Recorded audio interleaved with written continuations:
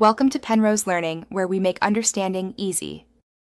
You start by loading your clip into Davinci Resolve and immediately duplicate the video track so you can work non-destructively. Once done, rename the top track Pixel Effect to avoid confusion.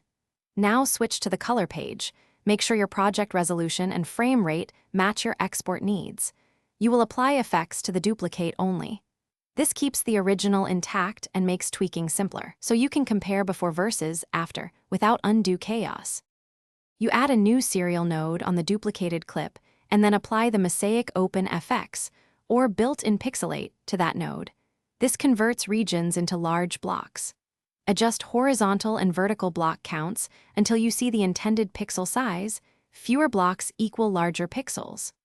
Once satisfied, insert a blur or sharpen node after the pixelate to slightly soften jagged edges, and use keyframe automation if you want the pixel intact. You now blend the pixelated layer back on the edit page.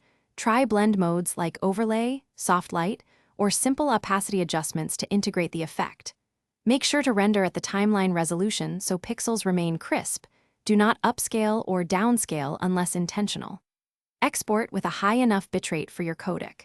If the pixels appear too soft, increase block size in the color node or disable dainterlace. Also check that scaling is set to scale full frame with crop to avoid unwanted resampling.